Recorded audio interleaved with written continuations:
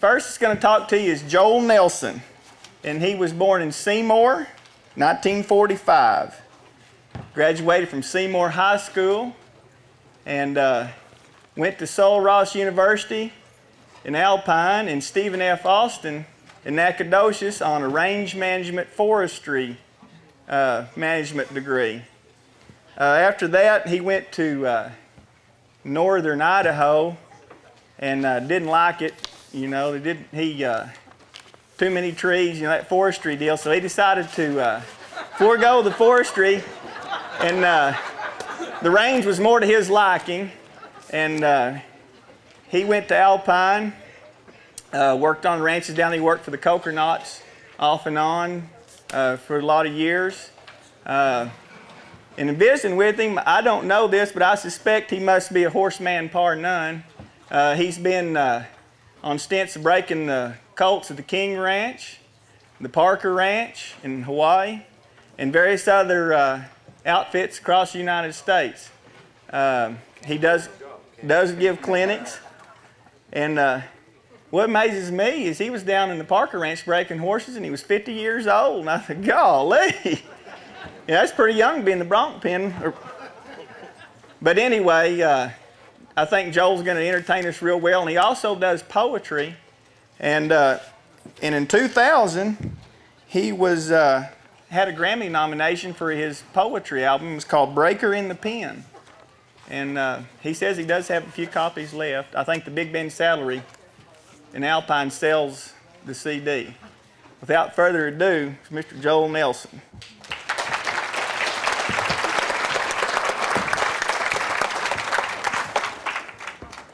My dad, we got sound? My dad cowboyed out here in the Monaghan Sandhills back in the 30s, and later on went to the Pitchfork Ranch and cowboyed there for a while, and then married my mom in the 40s, and the two of them tried to make a living up in Baylor County around Seymour, running yearlings and farming cotton. I remember when I was a little kid, my first two memories came from the time they were there on that old Davis place trying to farm cotton and run cattle, and my mom and dad each were running tractors in the cotton patch plowing, and they left me down at the end of the row. I guess I was 3 years old. I'd sit there at the end of the row, and every round they'd come by and check on me to see how I was doing. And I'd have one foot down in each furrow, and I'd be sitting on the center there, moving back and forth like this and pulling that moist earth around me and bouncing up and down, making myself a saddle there in the wet dirt. And that's one of my first two memories. My other one is my dad had turned some yearlings out on cotton stalks to graze them, and he'd pick me up and put me up on the saddle in front of him. It was a full flower carved leady saddle with a nickel saddle horn, and I was riding along there in front of him with a leg on each side of the horn, my hands wrapped around that old nickel horn, and my dad was pointing down at the ground, telling me how I could tell a cow track from a horse track. And I just kind of started out that way, and when I mentioned that I might want to be a cowboy when I grew up, my mom says, well, you should make your mind up. You can't have it both ways.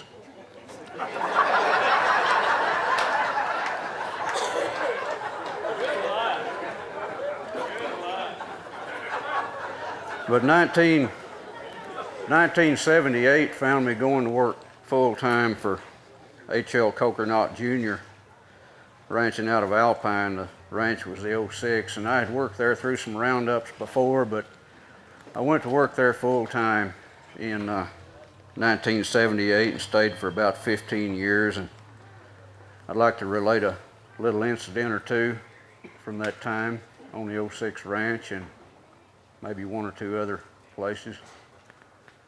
It seems like in the cattle business there's two extremes among ranchers. You find a rancher over here that'll be pretty well entrenched with tradition, doing things the old way, the way they've always been done, and over here you'll have a rancher who's always on the cutting edge of technology, up on the latest innovations and staying abreast of anything he can do to make a better business out of his ranch.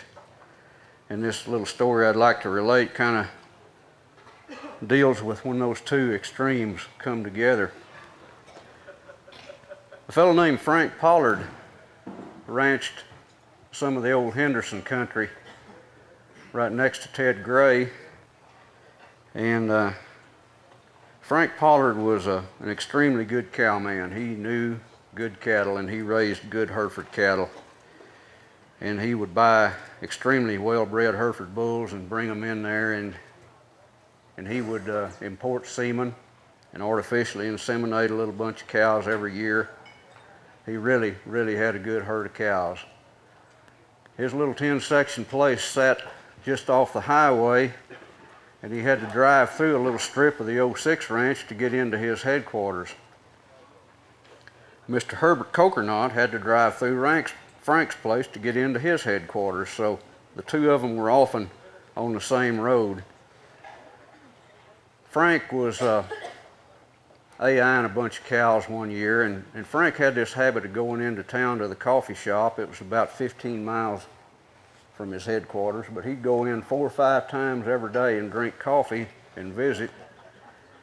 And Mr. Herbert went to town once every day to check his mail and get a newspaper, and would go back to the headquarters. Well, on his way into town every day, Frank would drive through this set of cows in the road trap, kind of look through them as he went by, and if he had a cow in heat, then he'd stop his truck and get out.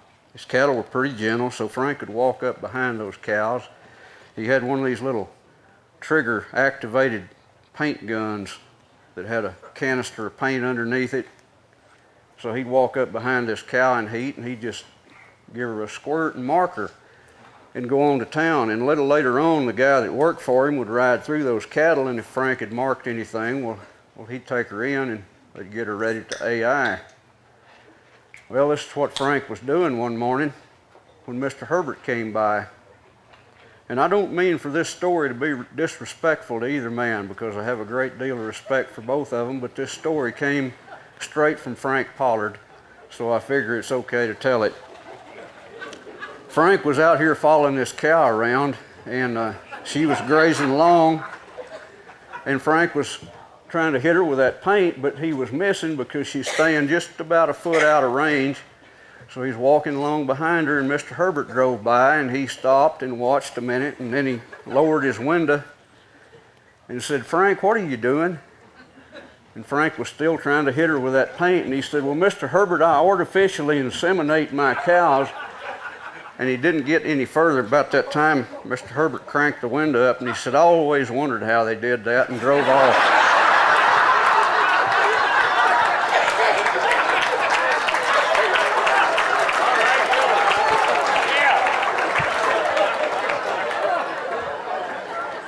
That is a true story, folks.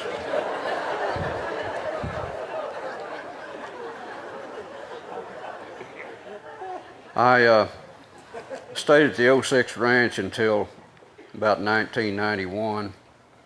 And then I made 3 different trips over to Hawaii and worked for the Parker Ranch over there. At that time it was running about 20,000 mother cows. And I guess there's some connection maybe with the sea and big ranches. King Ranch started out with a man from the sea trade, I guess, a sailor. And the Parker Ranch started out with a sailor marrying a Hawaiian princess.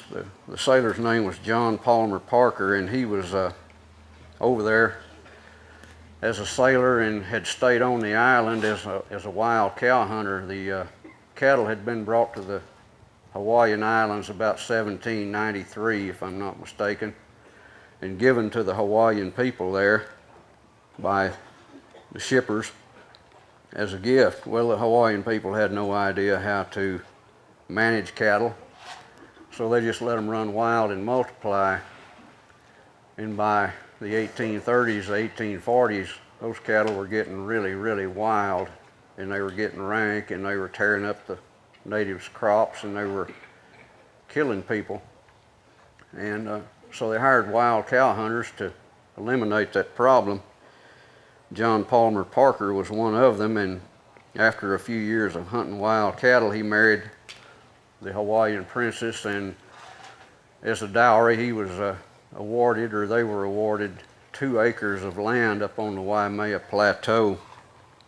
And that was the beginning of the Parker Ranch. It continued to grow until one time it was well over a 200,000 acre empire. That's not a very big ranch, but on country like that, you can run 20,000 mother cows. And I thought I might mention just a little bit in this storytelling thing about how they ship cattle over there on the islands. The cattle going off of the big island over to Oahu and other islands that had more of a tourist trade were driven from the Parker Ranch headquarters down to a harbor on the coastline called Kauai Harbor. They were driven down there at moonlight when it was cool, because it's pretty hot and humid over there. So they drive those herds of cattle down to the coast, to the Kauai pens by the light of the moon, corral them there, and then the shipping procedure would start. The Hawaiian cowboys that are called paniolos would ride what they call their shipping saddles when it came time to ship those cattle. The shipping saddles were nothing more than a wooden saddle tree with no rawhide, no leather. They were reinforced by iron straps across the cantle and across the fork to keep those wooden trees stabilized, and the rigging rings and the stirrups were simply hung to those trees by rope, silk manila rope. Those cattle were roped and dragged from the shipping corrals on the beach into the water horseback, and there would be a rowboat waiting out in the surf for those cattle, and cowboys would drag them up beside those rowboats, and the cattle were lashed 3 on each side of those rowboats, and the cattle were rowed out to a ship in deep water where they were untied and then hoisted aboard those ships with a big sling under their bellies. Well, that was shipping on the Parker Ranch, and the Kona Historical Society has tons of old black and white photographs from those shipping operations. The Pioneer National Bank in Waimea, Hawaii has photographs of those shipping operations all around the walls. It was quite a thing to see.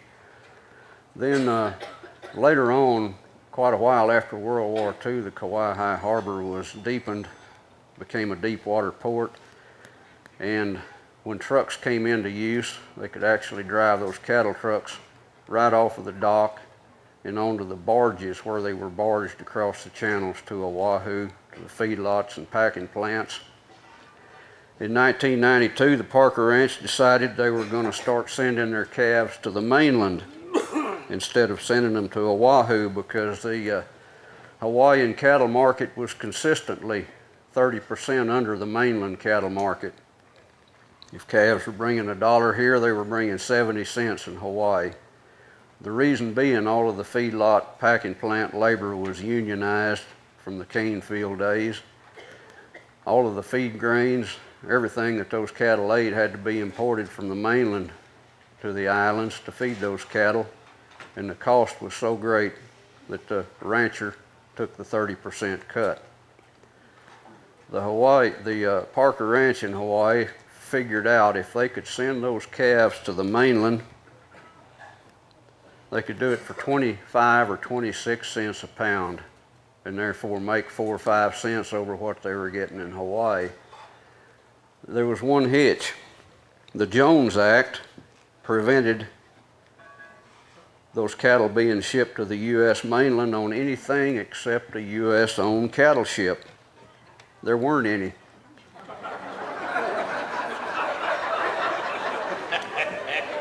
So they didn't give up. They hired a cattle ship, a Finnish cattle ship, manned with a Portuguese crew, and in 1992 started shipping calves to not the U.S. mainland, but the Canadian mainland, Vancouver, British Columbia, because they couldn't bring them to the U.S. mainland on a foreign ship. Then those cattle were distributed out on the prairie provinces as 5-weight calves to feed on grass and later go into feedlots. They trickled down into the U.S. from up there. That went on a number of years from 1992, and it would take about 20 days for a ship to make a round trip, around 9 days for the crossing, and a day or two to re-outfit and so forth. So every 20 days a load of cattle was coming across from Hawaii. Then they decided they would start weaning those calves a little lighter. They'd wean them as 3 weights instead of 5 weights and start sending them by cargo planes. So that's pretty much what they're doing now. They're sending 3-weight calves to the U.S. mainland on cargo planes from Hawaii. But at the time I was over there, and they were still weaning 5-weight calves, they were branding 20,000 calves a year, roping and dragging to the fire. And that was quite impressive. I was out with the cow crew quite a lot the second time I was over there, and we'd brand 200 calves a day, day after day. A lot of days we'd brand 400 calves, and that would take about 2.5 hours, roping, dragging to the fire. There was one bright, shining day when we drug 1,200 head of calves to the fire, and we're through by 11:30, right before noon. There were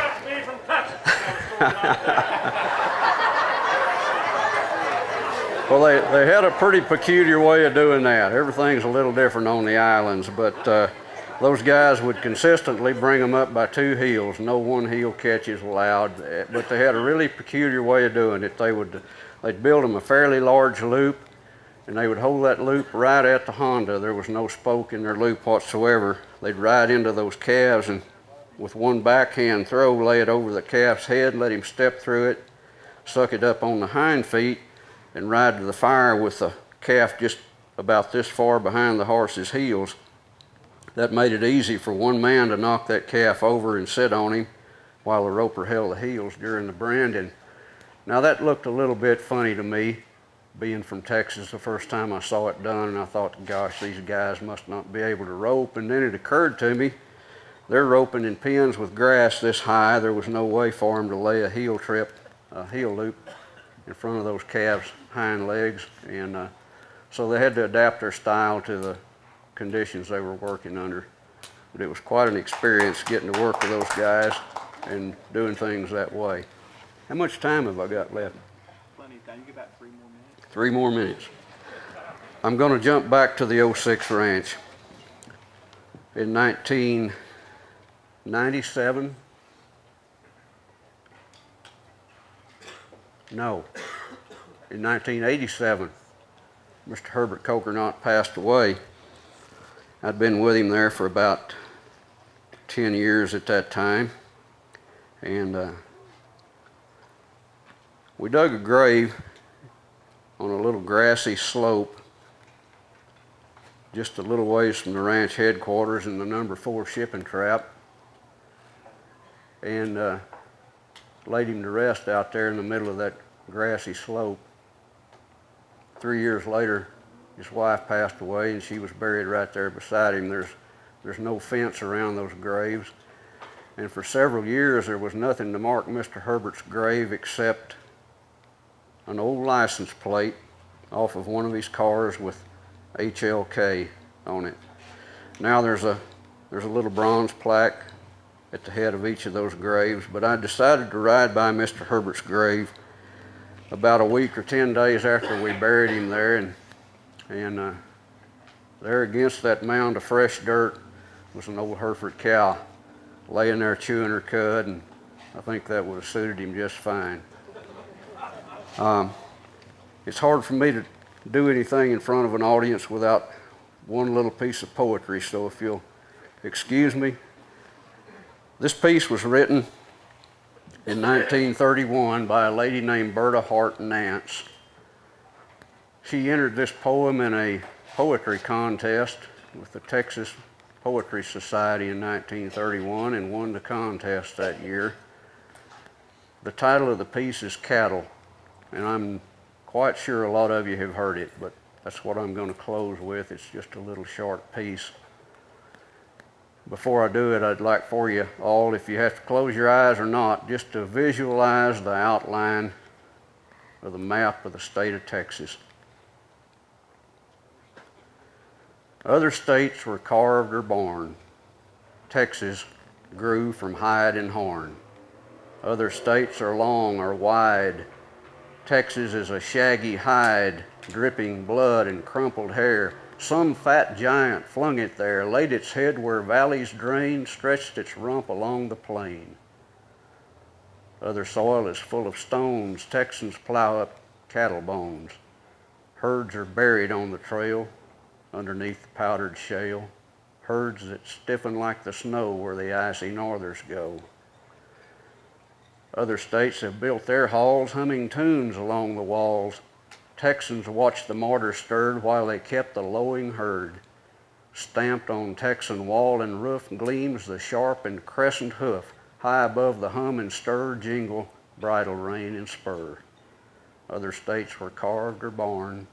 Texas grew from hide and horn. Thank you.